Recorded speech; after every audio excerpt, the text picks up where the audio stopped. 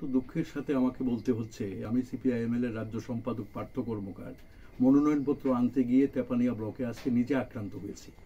আমার হাত থেকে সমস্ত মনোনয়নপত্র, ভোটার তালিকা ছিনিয়ে নেওয়া হয়েছে, আমার মোবাইল নিয়ে নেওয়া হয়েছে, আমার চশমা ভেঙে দেওয়া হয়েছে, আমার ব্যাগটা ছিঁড়ে টুকরো টুকরো করে দেওয়া হয়েছে, সমস্ত কাগজপত্র আমার থেকে ছিনিয়ে নেওয়া হয়েছে এবং আমাকে পুলিশের সামনে, বিডিওর সামনে, এসডিপি ওসির সামনে আমাকে মেরেছে। হ্যাঁ, কিল, ঘুষি, লাথি মেরেছে এবং আমাকে আহত করেছে। এর আগে কংগ্রেস কর্মী উত্তম রুদ্রপালের উপর আক্রমণ হয়েছে।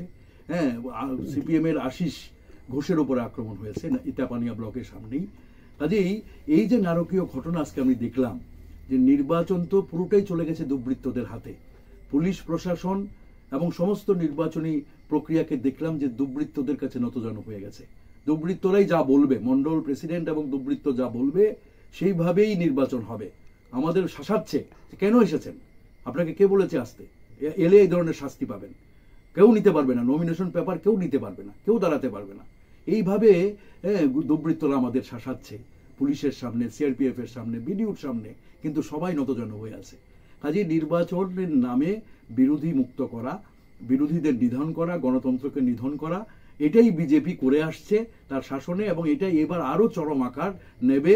তেপানিয়া ব্লকের ঘটনা আমি নিজে প্রত্যক্ষ, আমি আক্রান্ত। আমি এটা পরিষ্কারভাবে রাজ্যবাসীকে বলছি, সবাই ঐক্যবদ্ধভাবে এগিয়ে না এলে, হ্যাঁ, ইন্ডিয়া জোট সবাই ঐক্যবদ্ধ না হলে এবং জনগণ যদি ঐক্যবদ্ধভাবে এগিয়ে আসে, তবেই একে প্রতিরোধ করা সম্ভব এবং এই পরিবেশটাকে পরিবর্তন করার সাপেক্ষেই নির্বাচন হতে পারে। এইভাবে দুর্বৃত্তদের হাতে কোনো নির্বাচন হতে পারে না। ধন্যবাদ।